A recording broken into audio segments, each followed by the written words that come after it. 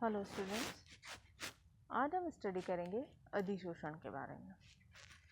इससे पहले वाली जो क्लास थी उसमें हमने आरएफ वैल्यू और क्रोमेटोग्राफी के बारे में अच्छे से स्टडी किया और हमने देखा कि अधिकांशतः क्रोमेटोग्राफिक जो टेक्निक थी वह कुछ नियमों या कुछ सिद्धांतों पर आधारित थी, जिसमें वितरण प्रावस्था है ना, आयन विनिमय रेजिन और आपके आरएफ वैल्यू भी इसी पर डिपेंड थी। तो इनमें एक मेन स्थिति आती है अधिशोषण की। तो हमने जनरली अधिशोषण अवशोषण कुछ ऐसे शब्द सुन रखे हैं। तो अधिशोषण से मेनली आपका क्या अर्थ निकलता है कि जब भी कोई पदार्थ किसी दूसरी सतह पर या किसी दूसरे पदार्थ के पूरे बल्क में ना इकट्ठा होकर केवल सरफेस पर इकट्ठा ज़्यादा रहे, यानी उसकी कंसंट्रेशन सरफेस पर ज़्यादा हो, तो आप कह सकते हैं कि वह पदार्थ अधिशोषित पदार्थ है। इसको समझने के लिए देखिए, अगर हम दो प्रावस्थाओं को एक दूसरे से हम देखते हैं तो यदि किसी पदार्थ की एक ही सांद्रता पूरे द्रव्यमान की तुलना में किसी सतह पर अधिक हो तो हम क्या कहेंगे कि पदार्थ ए की सांद्रता उसकी सतह पर ज़्यादा है तो वह उस सतह पर एड्जॉर्ब है, और किसी पदार्थ की सांद्रता का मुख्य भाग की तुलना में किसी एक सतह पर अधिक होना अधिशोषण कहलाता है, और यह इसकी मुक्त संयोजकताओं के कारण होता है। तो इसमें हम देख पा रहे हैं कि इसमें आपके लिए अधिशोषण की जो एक प्रक्रिया है, इसमें ये दो डायग्राम दे रखे हैं हमारे पास। अगर कोई पदार्थ B द्वारा किसी पदार्थ A के अवशोषण का तात्पर्य क्या होगा कि पदार्थ A पदार्थ B में समान रूप से वितरित है, ठीक है। तो आपके ये अवशोषण यानी B वाले डायग्राम को देखिए, तो उसमें B वाला पदार्थ ने अवशोषण का कंसेप्ट वर्क करा है, जबकि अगर किसी पदार्थ A का अधिशोषण यह दर्शाता है कि B की सतह पर A की सांद्रता अन्य द्रव्यमान की तुलना में अधिक है ना। केवल सरफेस पर अगर उसकी कंसंट्रेशन ज़्यादा हो तो हम उसे कहेंगे कि वह अधिशोषित है। इसके कुछ एग्जांपल लेते हैं। जैसे स्पंज को हम जल में डिप करते हैं तो स्पंज क्या करेगा, जल को अवशोषित कर लेगा, जबकि अमोनिया व कई उत्कृष्ट गैसें चारकोल द्वारा अधिशोषित होती हैं, यानी वो गैसें चारकोल की सिर्फ सरफेस पर उनकी कंसंट्रेशन ज़्यादा रहती है, लेकिन जब हम स्पंज को पानी में डिप करते हैं तो उसमें वाटर की कंसंट्रेशन पूरे बल्क के अंदर तक आती है, तो वह अवशोषित होता है।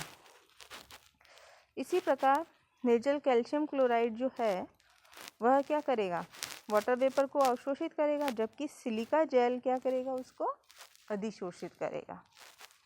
और कुछ एग्जाम्पल ऐसे भी हमारे सामने हैं कि कभी कभी ऐसा होता है कि एक ही पदार्थ दूसरे पदार्थ का साथ अवशोषण और अधिशोषण दोनों ही हों, तो उस स्थिति में उसको कहेंगे शोषण या जॉर्प्शन।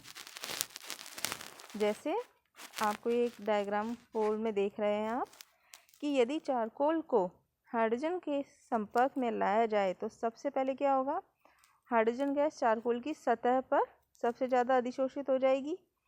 कुछ समय बाद धीरे धीरे हाइड्रोजन गैस चारकोल की भीतरी सतह में डिफ्यूज़ होती जाती है और एक ठोस विलयन सा बनता जाता है, और अब यह गैस चारकोल द्वारा अधिशोषित हो जाती है। इस प्रकार अवशोषण व अधिशोषण की क्रियाएं इसमें एक साथ संपन्न होती है।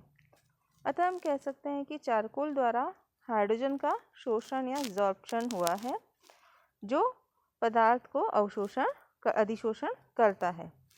अब इसमें अधिशोषक को प्रयुक्त किए जाने वाले किसी भी पदार्थ के साथ सबसे पहले इसको रिएक्शन नहीं करनी चाहिए। रिएक्शन कर लेंगे तो उसका कंपोजिशन चेंज हो जाएगा। जहाँ तक हो सके अधिशोषक जो है वह रंगहीन ही होना चाहिए, अथवा उसका कलर एक जैसा ही होना चाहिए, जिसके थ्रू हम क्रोमेटोग्राफ को पहचानने में इजी रहे। अधिशोषक उस विलयन में पूर्णतः अविलेय होना चाहिए जिसमें उसे प्रयुक्त किया जाना है, सही बात है। और उसमें उत्प्रेरकीय गुण नहीं होने चाहिए, अर्थात उसमें ऐसे गुण होने चाहिए कि वह पदार्थ के विघटन को उत्प्रेरित कर दे। प्रायोगिक परिस्थितियों में अधिशोषक के भौतिक व रासायनिक गुणों में कोई परिवर्तन नहीं होना चाहिए। यह पर्याप्त चूर्ण अवस्था में होना चाहिए जिसमें मिश्रण के विभिन्न अवयवों को आप अलग अलग पट्टियों के रूप में आप सेपरेट कर सकें, लेकिन वह इतना भी बारीक नहीं होना चाहिए कि उसका विलयन का मार्ग भी अवरुद्ध हो जाए। सामान्यतः जो अधिशोषक पदार्थ होते हैं वह ऑक्साइड, हाइड्रोक्साइड या सॉल्ट होते हैं और अधिशोषित होने वाले पदार्थ अधिकतर ध्रुवीय या ध्रुवण योगी यौगिक होते हैं। अतः अधिशोषित होने वाले जो पदार्थ हैं वह अधिशोषक के साथ मिलकर एक स्थिर वैद्युत आकर्षण बल द्वारा बंध जाते हैं और किसी क्रिस्टल जालक में आयन भी इसी तरह से बंधे रहते हैं।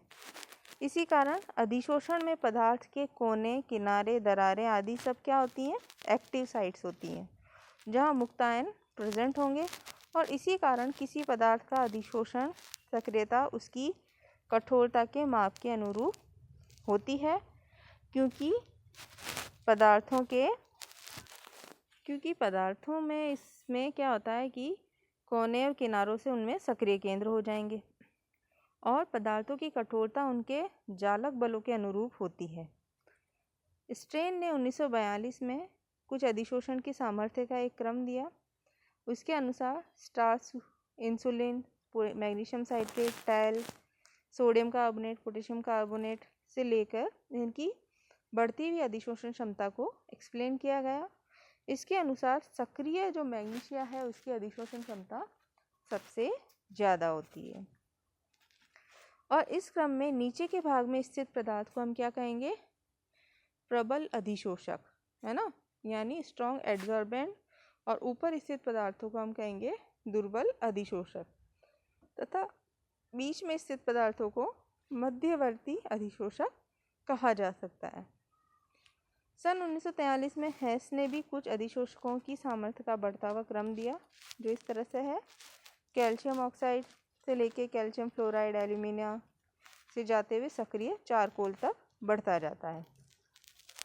और जैसा कि हमने समझा है कि स्थिर वैद्युत आकर्षण बल द्वारा अधिशोषित पदार्थ अधिशोषक को सतह के साथ बंध जाता है और इस प्रक्रम में यदि अध्रुवीय अणु है तो उसमें प्रेरित द्विध्रुव आघूर्ण आ जाएगा और अगर ध्रुवीय अणु है तो उसमें पहले से चार्ज प्रेजेंट होगा तो उसके द्विध्रुव के मान में वृद्धि हो सकती है और यह पूर्ण आयनित भी हो सकता है। अब जैसे हम जानते हैं कि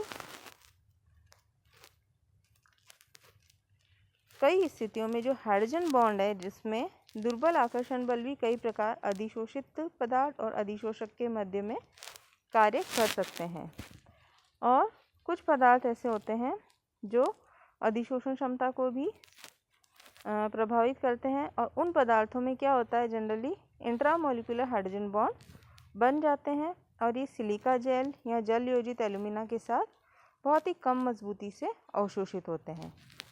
इसके विपरीत इन्हीं यौगिकों के ऐसे समावयवी भी हैं जो अंतराण्विक हाइड्रोजन बॉन्ड बनाते हैं और अधिक मजबूती से अधिशोषित होते हैं।